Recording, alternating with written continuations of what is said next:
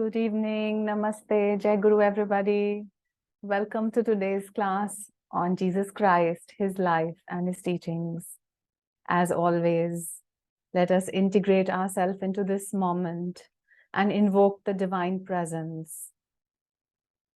Let us pray together. Heavenly Father, Divine Mother, Friend, Beloved God, Jesus Christ, Babaji Krishna, Lahiri Mahashay, Swami Shri Yukteswar Ji, beloved Gurudev Paramhansa Yogananda Ji, friend and guide Swami Kriyananda Ji, saints and sages of all religions, humbly we bow at thy feet. Dear Lord, make my heart big enough that it may hold thy omnipresence. Then shall I enjoy thy birth, thy living presence in my mind, in my heart, in my soul, and in oneness with every pulsing atom. Om Shanti, Shanti, Shanti. Let us invoke the presence of the Gurus now by singing the hymn to Brahma.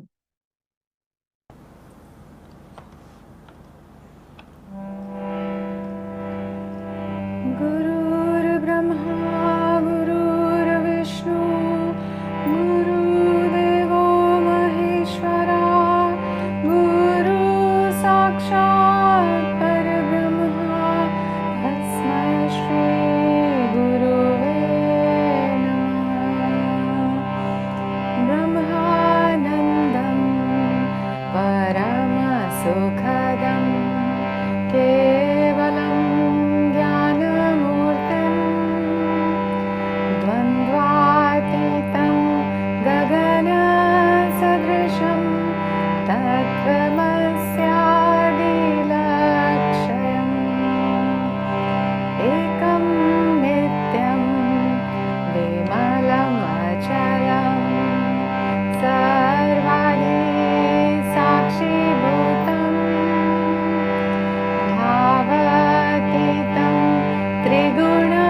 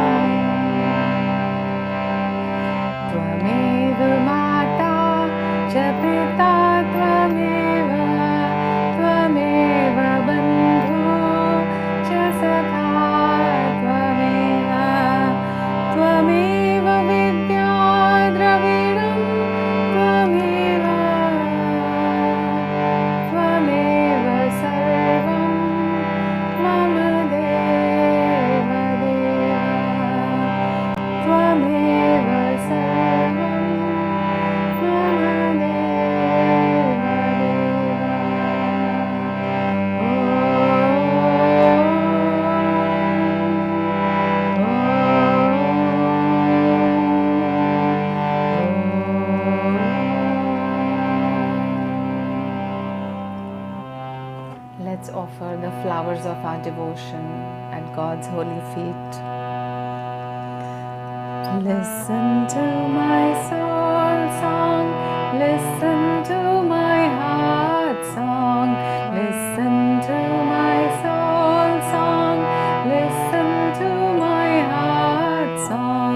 In secret in my soul, I will gather blossoms for thee, dipping them in devotion. I will lay them at thy feet. Listen to my soul song, listen to my heart song, listen to my soul song, listen to my heart song. In secret in my soul, I will gather blossoms for thee, dipping them in devotion. I will lay them at thy feet. Listen to my soul song, listen to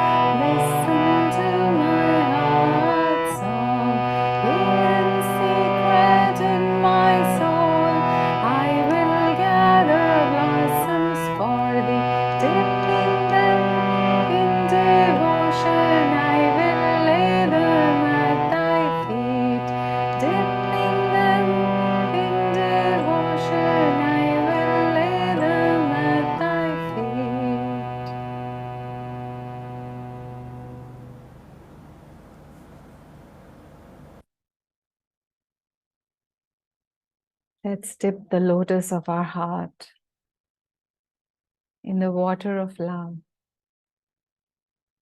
and offer that flower and its essence to the Lord with our whole heart, whole mind, whole strength, and our soul. And then we shall be able to receive Him, to feel Him, and to be one with Him.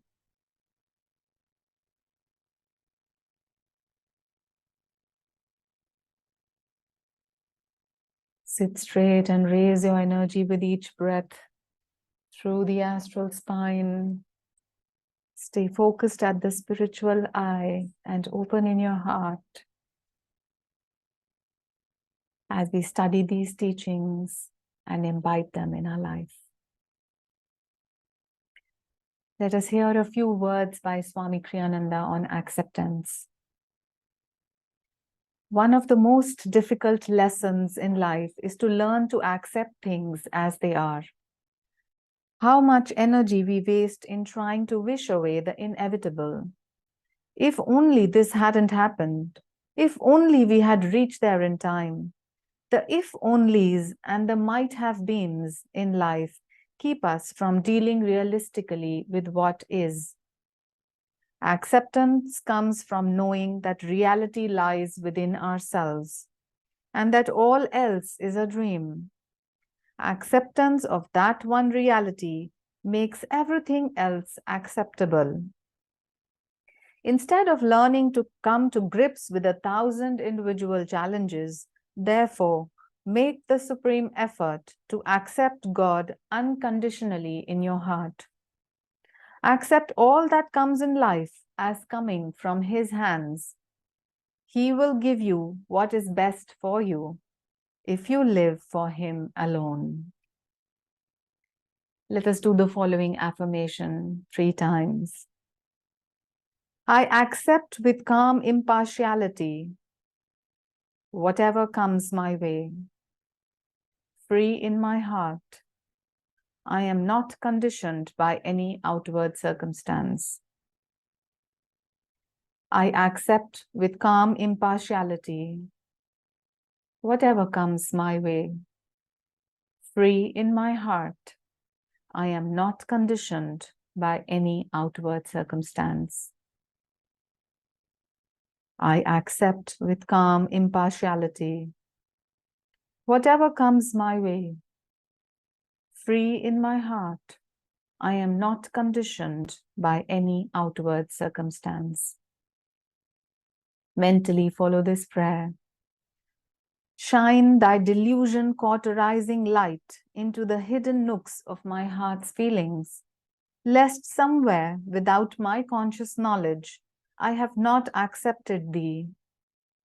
If ever I err, strengthen me to accept thy discipline, for in thy will alone lies the happiness that I am seeking. Om. Peace. Amen. Okay, friends, so we've come to our story section for the day. And today we have the story of Brother Lawrence. I'm sure you would have heard of him. If not, let's discuss him in detail because he is definitely an inspiration, especially for people who are householders and who do a lot of duties. So basically, this is a story from the 17th century. It is said that the first half of the 17th century, that is, say from 1610 to 1650, the whole Europe was at war. And because they were at war, there were a lot of famines also happening and diseases were spreading. So the general populace was living in poverty and the young people were fighting in the war and there was death and destruction everywhere. And it is at this time that this boy named Nicholas Herman was born in France in 1611. And he was born into a very poor family. The family had nothing to eat, nothing to share. So at a very, very young age, since the country was at war, so that he could eat 2 square meals, he joined the army to support in the name of serving the country, but the condition was such that there was no other option. So he joined the army and he worked as a soldier. He participated in many battles as a soldier. And in one of those battles, year after year, as he participated in one of those battles, he was very badly injured. In fact, he had to eventually become lame, and he had to walk with a limp throughout the rest of his life. So he joined the army at around the age of 15.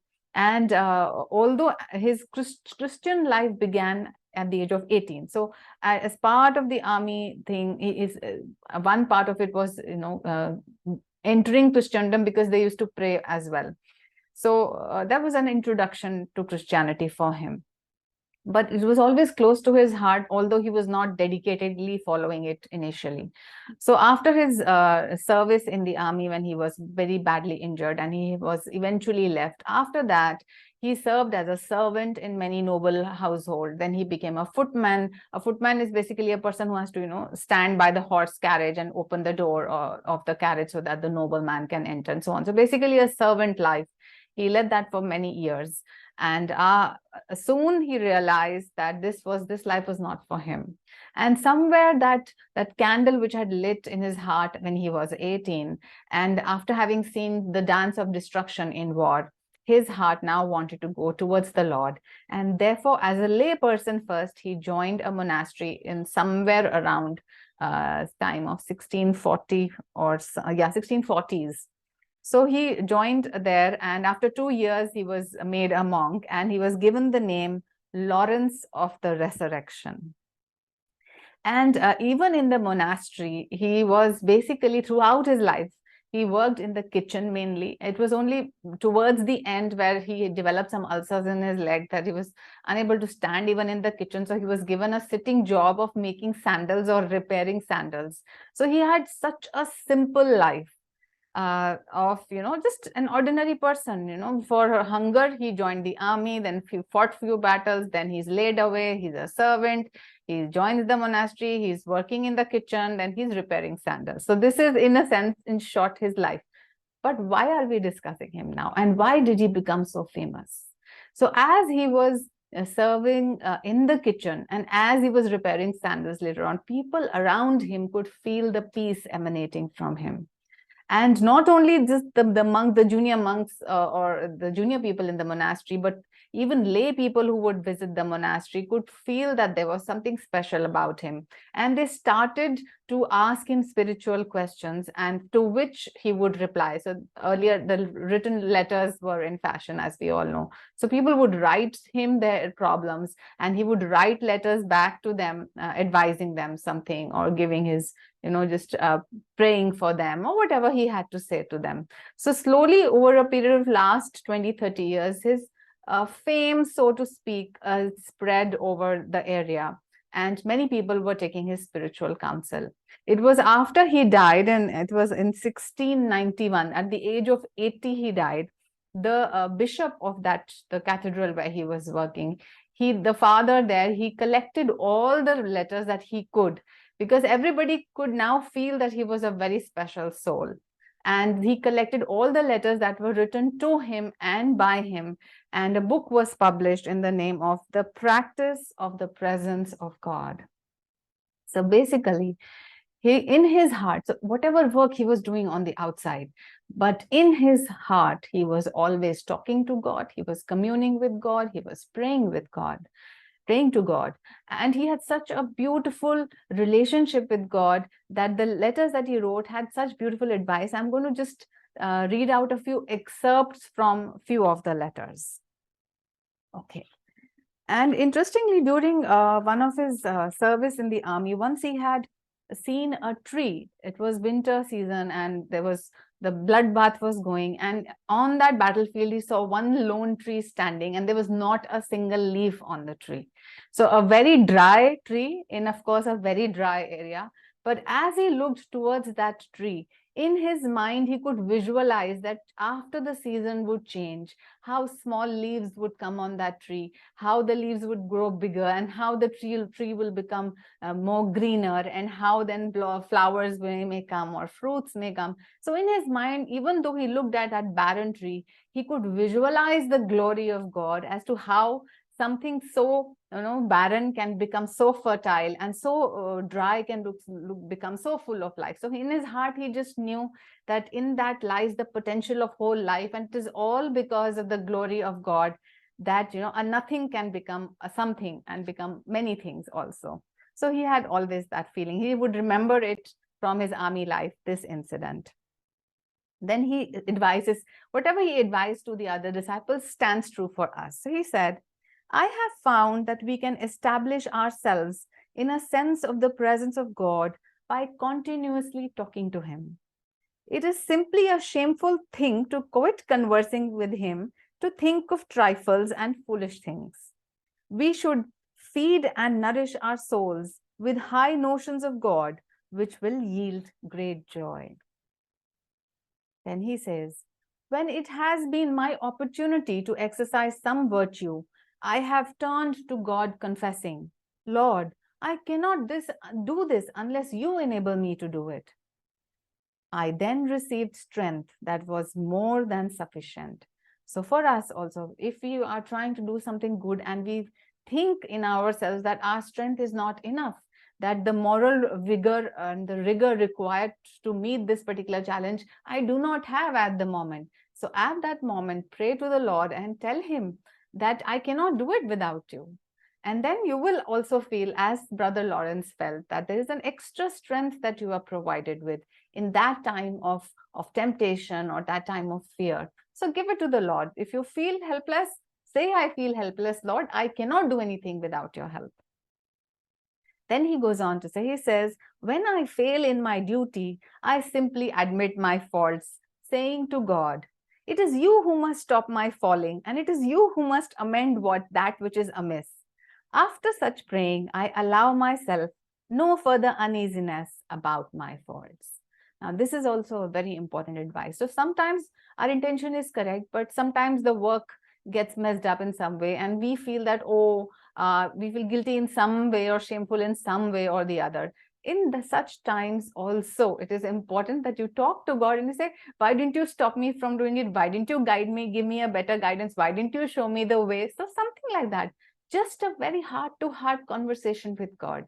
And then once you have given the responsibility to God, as Master would say, he would say, give your good karma to God, give your bad karma to God, give everything, all your faults, all your mistakes you have to give to God, and he likes it.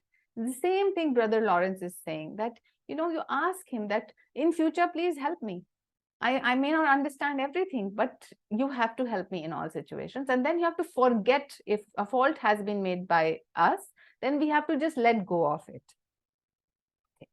Then another very important advice. He says, the time of business does not differ with me from the time of prayer. So he's not saying that 1 hour of prayer is my spiritual life and the rest of the time is my secular life. So he says there is no difference for me, whether it is a time for a special prayer, which is in the monastery, or whether I'm doing any other business.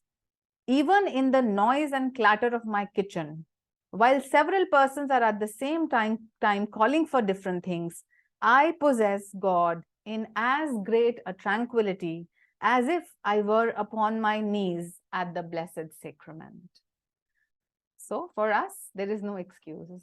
We may say that we have a lot of work to do. We have many responsibilities and duties to fulfill. But who has given those duties and responsibilities, and who has given the power to fulfill those?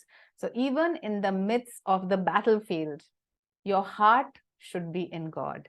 As Master said, that as the magnetic compass always points in the north-south direction, similarly, the compass of our heart and mind should always be pointing towards God.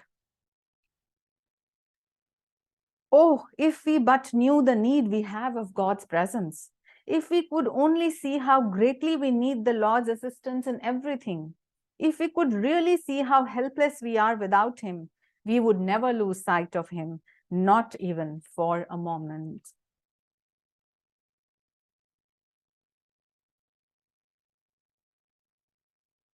Nearly everyone has problems with wandering thoughts. So, the mind is a true rover, but since the will is master of all our other faculties, it can recall the mind and carry out thoughts to God. So, just like Paramhansa Yogananda, he is now pointing out to the power of our own will, that we must master our will. So, whenever we find, so firstly, we have to be alert that whether our thoughts are concentrated or whether our thoughts are scattered all over the place. Once we realize that our thoughts are now scattered, and they are pointing in useless directions, then imperatively, instantaneously, we should use the power of our will and bring back our attention within ourselves and then to God. So now, of course, the question arises, as I was just seeing in the chat, that how are we to keep our mind on God always? And yes, we have discussed this many times. So there are certain times in your life that you are doing some concentrated work. You are so engrossed in the work that there is no other thought disturbing your mind. So at that point in time, if there is no other layer of thought in your mind and you are so engrossed in your work, that is fine. You are already in a state of one-pointed concentration. But the question is, how many times in a day are we in that state? Maybe a few seconds, maybe a few minutes, not that, mostly we are scattered. Mostly we have so many layers of thoughts happening at the same time, and it is those layers of thought that we need to bring together to integrate and focus onto one thought. And therefore, the amount of in concentration ability that a human has, and since 85% of our daily life is based on a habit pattern, our subconscious mind has already been fed about the things, about the day-to-day activities that we do. That means most of our alert attention can be brought under control. So as you go on doing your duties, you can keep your mind on God. You can always bring back your thought to God and say, yes, God, you are working through me. You are seeing through my eyes. You are working through my hands. This client who is standing in front of me is also you. So I am surrounded by you. I am living in you in whatever way you feel. So sometimes in the middle of the work, you can also say, God, I need you. God, I want you. God, I want your help. So in whatever way you can, bring your mind back to God. Why? Because it is the most useful thing to do. It is the most utilitarian. Today's modern world is super utilitarian. Whatever is useful to you, you will do that. Whatever is junk to you, you will not do that. So what is the most practical thing in this life? Faith. Without faith, we may think that material science is the ultimate thing. But when our heart is faced with sorrow, melancholy, or irritation, or fear, or worry, then what will modern science do? Nothing. The disease of the heart can only be solved by love. And the love of God is the highest, and therefore devotion and faith. And actually, therefore, all problems of life can be practically solved by faith. And it is the most pragmatic thing to do. It is very utilitarian. It is very, very useful. Okay. Whenever we find our minds wandering from Him, we must recall them to His presence with tranquility. In order to do this, put your whole trust in God and lay aside all other cares. So sometimes he's also advising, he's saying, bring your heart in. So how will you focus your entire mind on God? Only when the feeling of the heart is also involved. So that is where bhakti, devotion, and trust comes in. How can you say, God, I love you, but I don't trust you? So if you're in the middle of a challenge and you have done your best and you are saying, God, I need you, God, I love you, but I don't have faith whether things will turn out or not. So then there is a problem with us. So if we really love God and if we really consider that God is our father, mother, parent, then we should trust completely that He's going to take care of everything. And once that trust comes in the heart, then all fear, all worry, all attachment we can let go of that. Then when someone was in pain and he wrote a letter to Brother Lawrence said, I am in pain to see you suffer for so long. But what gives me some ease is that your suffering is proof of God's love for you. When you really see your suffering from that point of view, you can bear your pains more easily. So here he is not saying that I pray that you will be healed, because he is not claiming that he is a healer. He is saying that if you just accept that whatever pain is present in your life at this moment is coming from God's hand, then it will be easier for you to accept the pain or do something about it, or even sometimes live with it. So sometimes there are terminal illnesses where some level of pain is always there. But acceptance, what does that do? That removes the pain in the heart and the mental magnification of the physical pain. So there are two levels of pain. One is the physical pain in some disease that is happening, but our mind and heart tend to, mind will magnify it. The ego will say, why am I suffering? And the heart will say, oh, I am suffering so much. I am this poor little victim fellow and why is God making me suffer so much? So when the heart and the mind and the physical pain come together, the pain is magnified. But when you accept the fact that it is God who is sending you whatever good and whatever bad is coming to your life is coming from God's hand, then the mental and heart addition of the pain can be removed, and it is easier to bear the physical pain, because God also gives us the fortitude, the endurance power to go through the pain. And we should always remember that God gives you only those tests which you can handle, which you can overcome. So just one last advice from St. Francis. He says, you ask about me, I am always happy. The whole world suffers, and here am I, the one person who deserves the severest discipline, feeling joy so continual in my heart and so great that I can scarce contain it. Wow, so beautiful. So think of this simple person living in a monastery, serving in a kitchen, repairing sandals.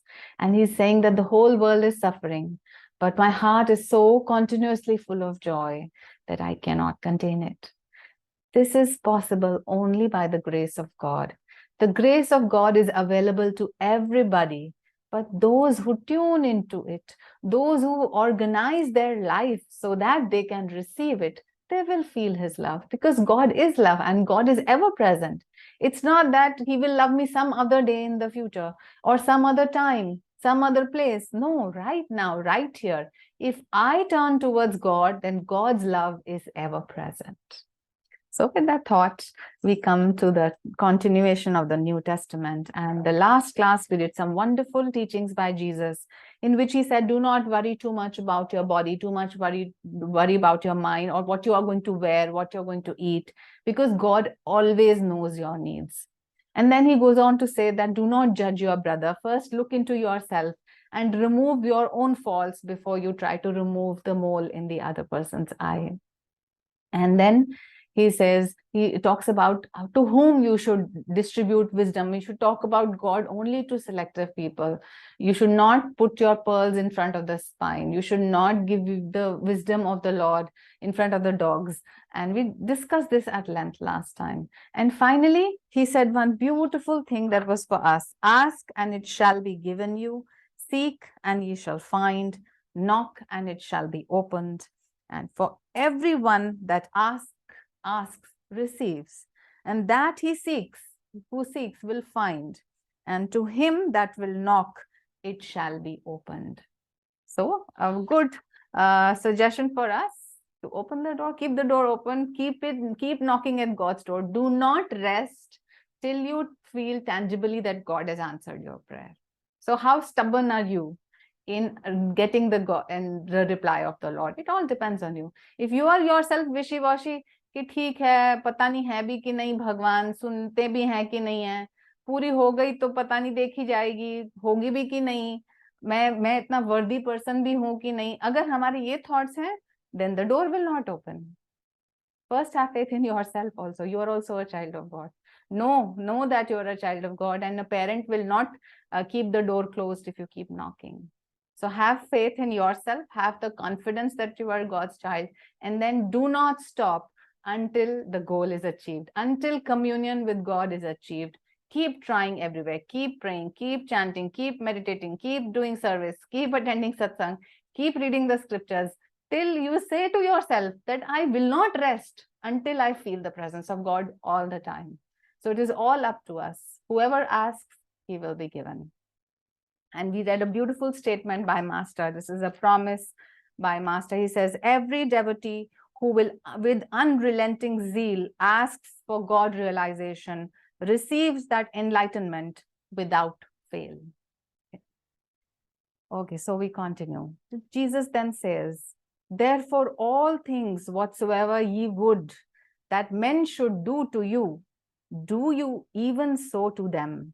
For this is the law and the prophet. So what is the law? Do unto others what you want others to do unto you. So how to analyze this and how to bring about a change in this? Analyze in your day. If somebody is angry with you, then what you should do? You should reply back in anger. You should hit him back. No. Then you should stand in patience. So that even if you forget the past, let's not say that the other person's anger came because of my anger in some past life. Let's forget the past. Let's talk about the present and how the present will then make the future. So if someone is getting angry at me for some reason, he may have some trouble in his heart. He may have his own fears and his own problems. That is why his anger is coming to me.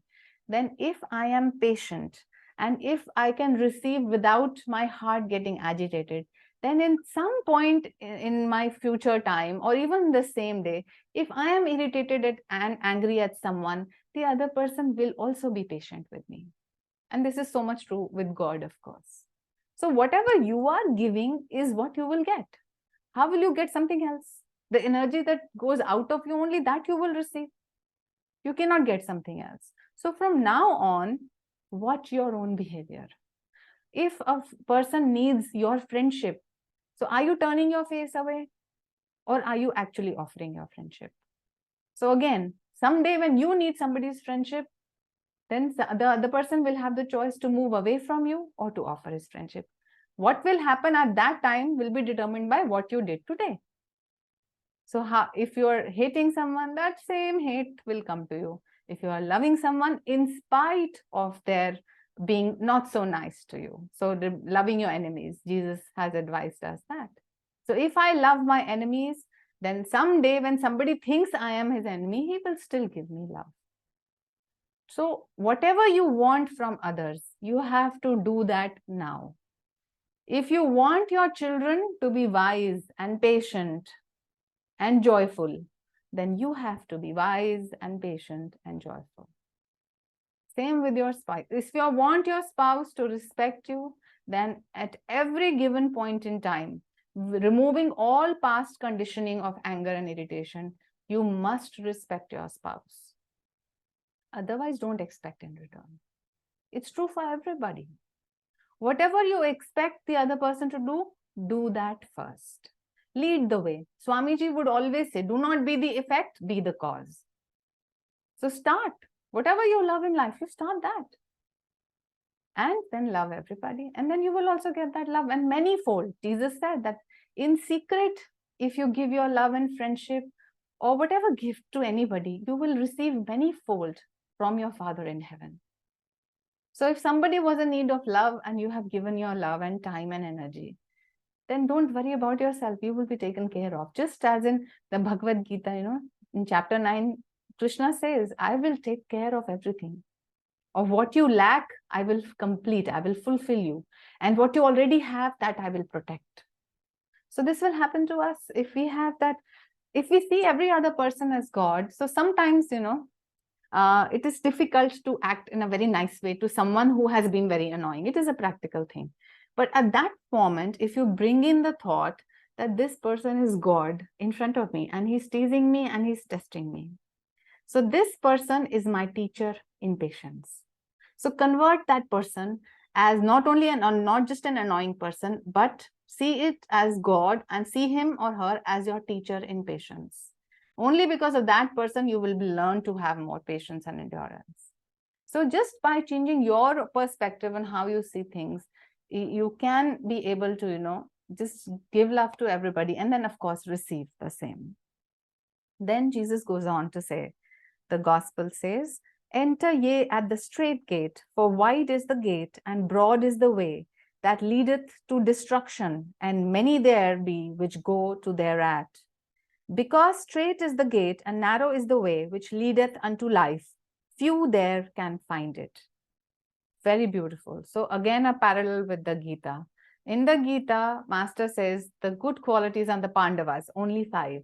And the bad qualities are the Kauravas, 100. But the 5 Pandavas can beat the 100 Kauravas because they have Krishna with them. So here also he's saying that the way to err, going the wrong way, is wide and there are many ways to go down. And the way to come up is thin and narrow. It is difficult, so few come there. So again, not only in our moral daily life, we find that to follow virtuous life is difficult.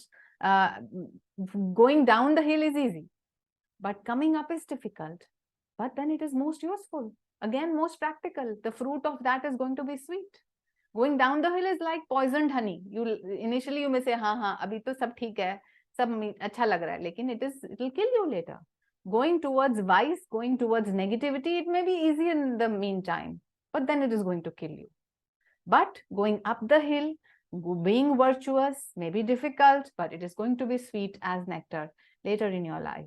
Also, the narrow path metaphysically signifies our astral spine. So it is easy to go out through the senses. All the nervous system will go out through the senses, through the eyes, through the skin, through all the motor organs that we are doing. It's very easy. But coming back is difficult. Withdrawing that energy back into the spine and then raising it through the astral spine is a narrow gate.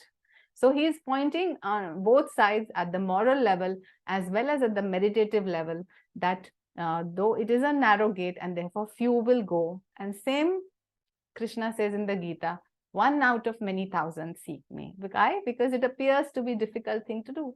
It's easy to go downhill, slip down, पर ऊपर चढ़ने के लिए बहुत मेहनत करनी पड़ती है. So always beware whenever you are following any habit pattern, or whenever you are making a new friendship or going towards a new job, always think whether it is towards righteousness, whether it is dharmic, or whether you are just allowing your energy to scatter and to waste.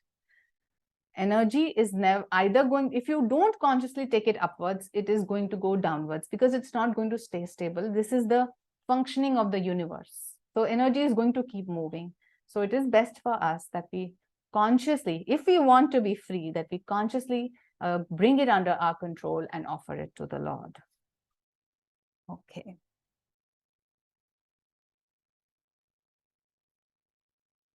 And now we are almost at the ending of the Sermon of the Mount, and Jesus now says, therefore, whosoever heareth these sayings of mine and doeth them, I will liken him unto a wise man, which built his house upon a rock. And the rain descended, and the floods came, and the winds blew, and beat upon the house, and it fell not, for it was founded upon a rock. And everyone that heareth these sayings of mine, and doeth them not, shall be likened unto a foolish man, which built his house upon the sand. And the rain descended, and the floods came, and the winds blew, and beat upon that house, and it fell. And great was the fall of it. So now think about it. Building a house on a solid rock foundation takes more time, even in the physical level. Let's think of a physical house. Building a house at the proper rock foundation will need more money, more energy, more labor, more time, more raw material, more of everything. But it will be more durable. And if you want to do a quick fix, shorter foundation, poor quality bricks, you want the job, you just want to finish the job, and you want to use just sand and things like that, then the house may be built quickly, but it will fall soon, and the fall will be very bad because you are living in that house and you're going to die with that house. So be careful. Again, the difference between poisoned honey of easy, pleasurable living versus a difficult, virtuous life, then which later reaps good results. It is a choice always given to us, and we must wisely make that choice.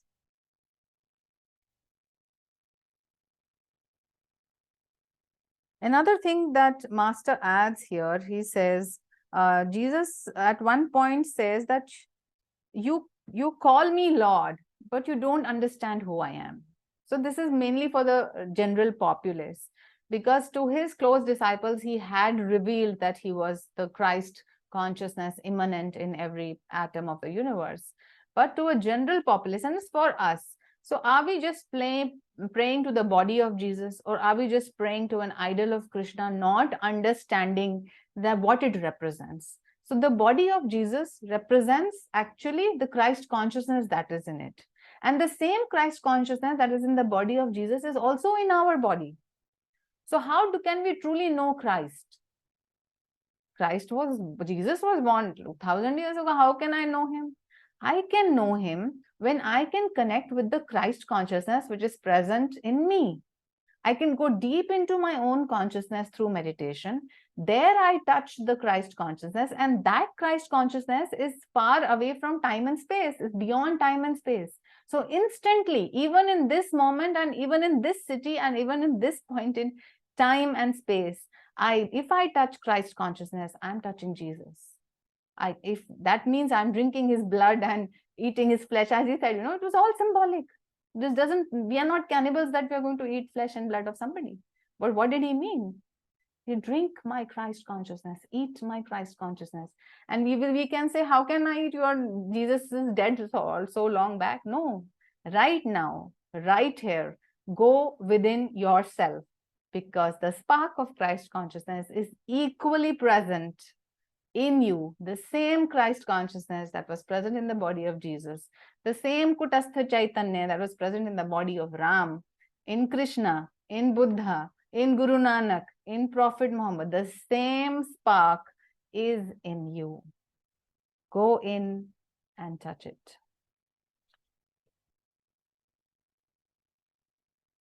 And we come to the end of the Sermon on the Mount, and the Gospel says, "And it came to pass, when Jesus had ended these sayings, the people were astonished at his doctrine, for he taught them as one having authority, and not as the scribes. When he was come down from the mountain, great multitudes followed him."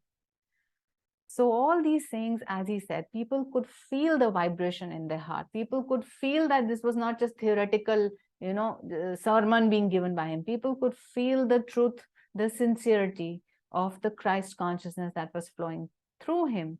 And when he descended that mountain, multitudes there were already thousands following him, as we remember. Now more and more people started to follow him. And as he came down, he started to heal more and more people. And we'll read just a few accounts of that healing before we proceed with the story. "And there came a leper to him, beseeching him and kneeling down to him, and saying unto him, If thou wilt, thou canst make me clean. And Jesus, moved with compassion, put forth his hand and touched him, and saith unto him, I will, be thou clean. And as soon as he had spoken, immediately the leprosy departed from him, and he was cleansed." So this is the power of the avatar. He has compassion. And so not every leper who was present during the lifespan of Jesus was healed, but all those who asked with love. The Lord has the compassion for every being, but every little person has to sometimes just turn and leave the ego aside and say, God, I want you. God, I need you. And then he's helpful. This does not mean that God doesn't help those who don't ask for help. God is the conscience present in everybody. Even the murderer in his heart knows that he is not doing right. And that voice is the voice of God only, which is warning him, which is telling him, which he doesn't choose to listen. So if you choose to listen and if you consciously turn towards the light, then what will happen? Instantaneous healing. So as the Lord speaks, you are healed in that very moment. I will, spoken by Jesus in response to the leper's prayer, signifies the human will attuned to God's omnipotent will. So when Jesus is saying, I will, so his will is, the cosmic consciousness is behind his Christ consciousness. He is one with the Father. And therefore, and of course, that devotee has a lot of faith. he has trust that this person or this consciousness, this Messiah can heal me. And when all of these combine, then instantaneous healing can happen. Okay. And how did he heal? Master says he willed the cosmic energy in that body to clean out the imperfections of illness, rearranging the life vibrations to effect atomic changes in the diseased tissues and cells. And the healing was instantaneous. So in Master's healing techniques, we have read and studied that it is your own energy actually that heals you. So what the Master does is he awakens the sleeping energy inside the body of the devotee. And when that energy rises, that has the power to create new cells, that has the power to do corrective changes in the body, to bring harmony in the body, and then that's how healing happens. So Master's healing is a beautiful, very expansive area. And if you have not read Master's healing techniques, please pick up the book on Divine Will Healing compiled by Mary Kretzmann. It's just beautiful. And in future, maybe we'll hold some healing classes personally or maybe online. We'll see how it goes. It is because it is one area that you must know that how Master has spread his love and how you can heal yourself and you can heal others. And then he gives also the science behind how healing can happen. It's not abstract. He actually gives step by step as to how one person can heal, be a channel of healing another person. Okay. And he strictly charged him, the gospel continues, he strictly charged him and forthwith sent him away and saith unto him, see thou say nothing to any man, but go thy way, show thyself to the priest, offer thy cleansing, and but what happened? So Jesus is telling this man, see, I have healed you, but you do not go to the multitudes and announce that this has happened. You must go to the priest according to whatever law Moses had said. And there were, certain laws that if a person is healed, then he has to do such and such offerings and such rituals. So Jesus is not nullifying the law of Moses or what the rituals Jews were practicing. He's upholding them also. So he's saying do that and do not spread this that I am healing and so on. But what does that man do? That man goes immediately into the village and he acts like the media does, social media these days. So, and he spreads the message that the Messiah has healed him. And more and more and more people now again are following him. Now this actually, whatever is happening is now starting to irritate the Pharisees and the scribes, the people who are in the priest line of priests in the Jews. And in many cases, what happens is that Jesus heals on the day of the Sabbath. So as we discussed earlier, the Sabbath day is the day of rest for Jews, means they work for 6 days in a week and one day they are supposed to rest. Now that one day of rest actually means that they should stop their material activities, unnecessary material activities, and focus their attention on God. But what it eventually came to become was like a holiday. So just do nothing and just sit and just talk and do gossip and waste time, and then do nothing good also on that day. So Jesus consciously, he was healing on the day of the Sabbath, and it was irritating the Pharisees and the scribes because they were saying that he's breaking the law, and they were too finicky about the law, not getting to the essence of what is being said. So all this evidence against him was piling up, and he was saying that he's blasphemous, and then he's going against the law, he's breaking the laws, and he's basically motivating others also to break the law. So a lot of people were getting uncomfortable about what Jesus was doing. Okay. Jesus withdrew from the pressing throng into the wilderness of the desert and into the silent realm of his inner being, where no restless thoughts ever dared to impose upon him. So many times in the Bible, it is seen that Jesus goes into seclusion. He leaves the multitudes, he leaves even his disciples, and he goes and prays. So if Jesus has a need to pray, then what about us?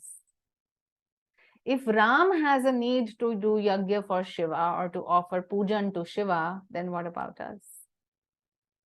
So we definitely, prayer is this direct way of talking to God, of communing with God, of conveying all our heart's feelings and the mind's thoughts, unburdening yourself and loving also. It is the shortest cut directly. Are we using it correctly? Are we using it at all? Is the question. Okay. And again he entered into Capernaum after some days, and it was noised that he was in the house. And straightway many were gathered together, in so much that there was no room to receive them, and the door was completely blocked. And they came unto him, bringing one sick person, which was born of 4. And when they could not come unto him, they uncovered the roof and broke it and let the sick man down. So many of you would have heard this story. So basically now he's healing the people, and now he visited a person in Capernaum, and the house is so full. There is so much crowd around the house, and one particular sick person is brought. He's paralyzed. He's brought on a bed. And then, since the people who have so much faith, they have coming from a very far distance, have heard of the Messiah. They have thought that they are going to meet the Messiah. So what they do, they climb on the roof. Now think of a thatched roof or a tiled roof. They remove the roof, and through the roof, they bring the bed of the patient, paralyzed patient, down into the room where Jesus is. So think of how hungry people were for healing.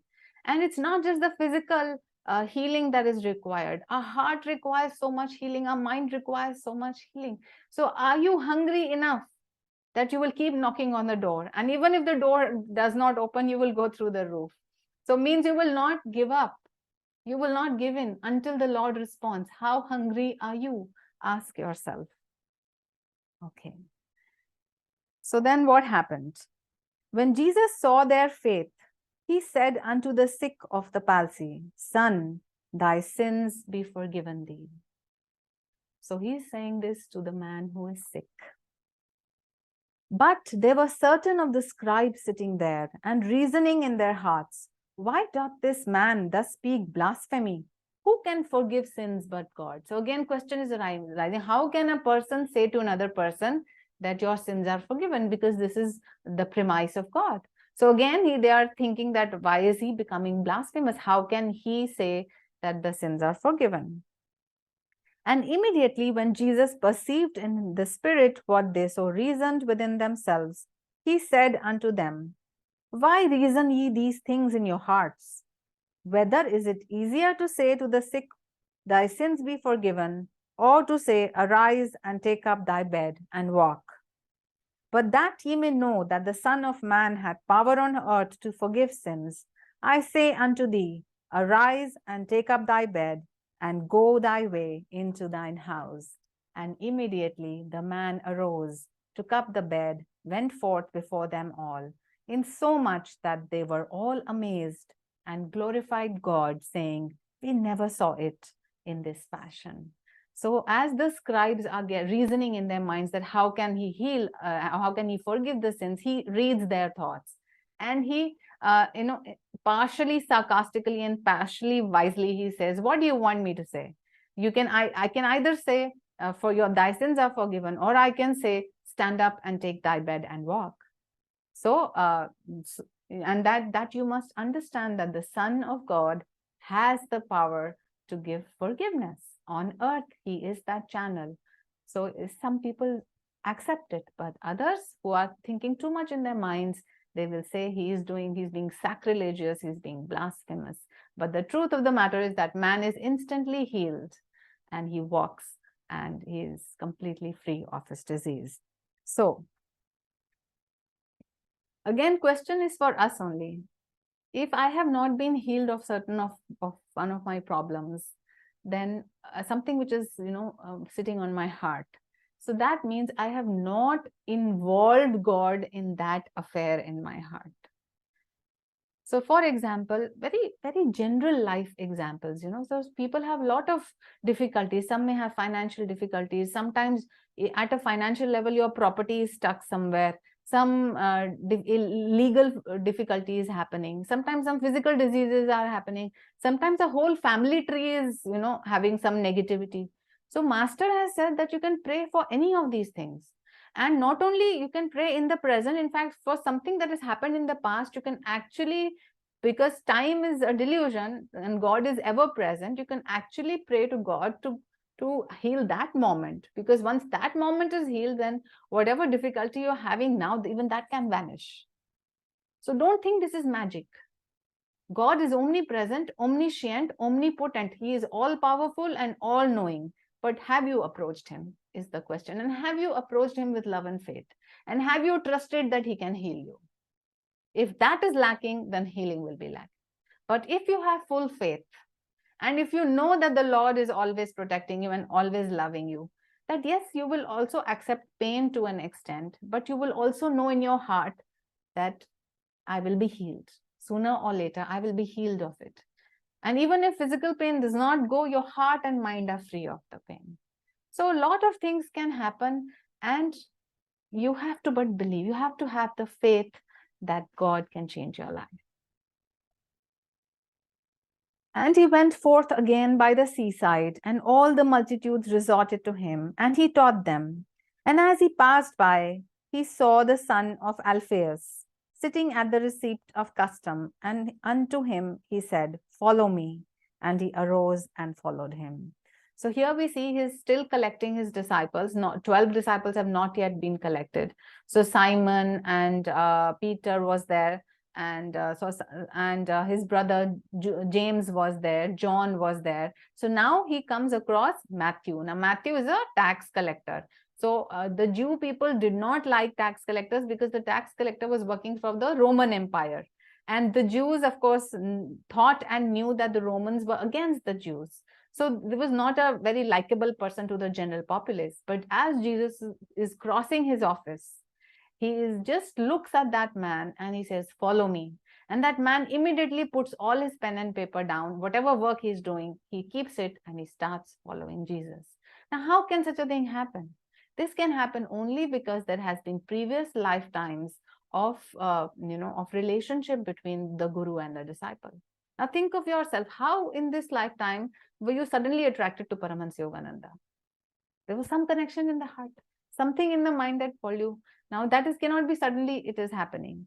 The fact that you were so sincerely and deeply touched by Paramhansa Yogananda means you have had previous contact with him in previous lifetimes. All those who find Kriya Yoga a very, kind of familiar. If you feel it is familiar, then know that you have practiced in past lifetimes. Don't you feel master as your own? The fact that you feel him as your own means you have been with him in past lifetimes. So similarly, in this case, Jesus just looks at Matthew and he says, Follow me. And Matthew leaves everything, all the cares of this world, that very moment, and starts to follow Jesus.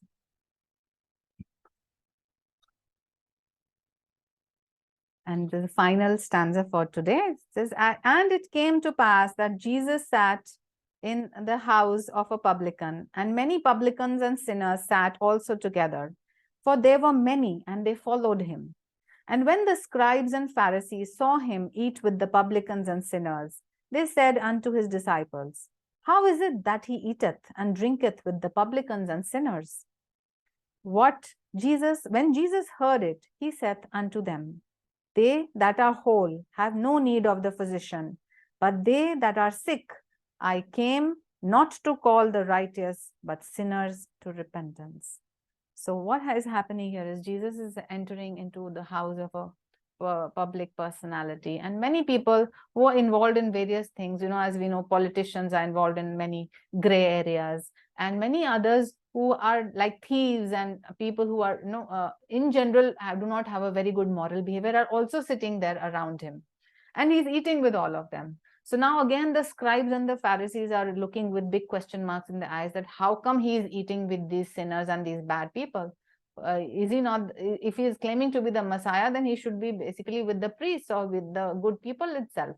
And again, Jesus perceives their thoughts and he listens to what they are saying. And he replies, says, those who are sick need the physician. Healthy people don't need the physician.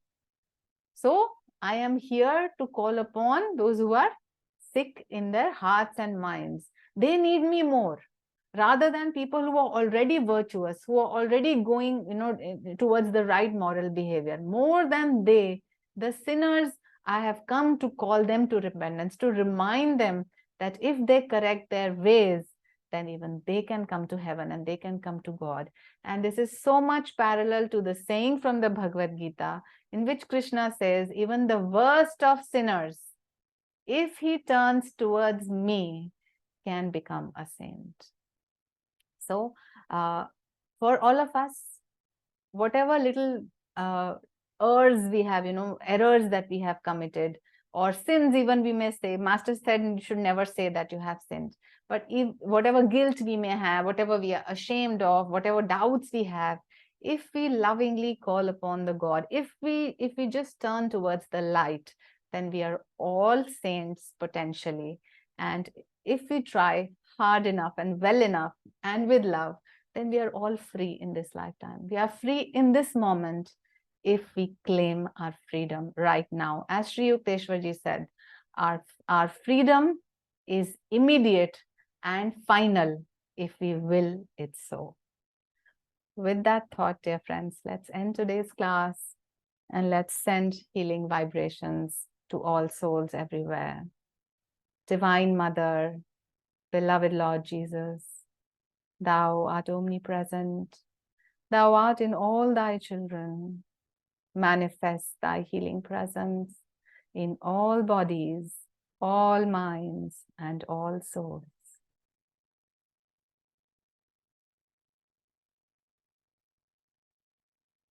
Oh, oh,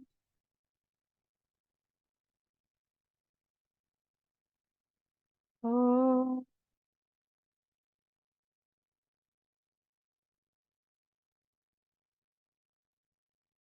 Divine Mother, blessed Christ, may thy love shine forever on the sanctuary of our devotion, and may we be able to awaken thy love in all hearts.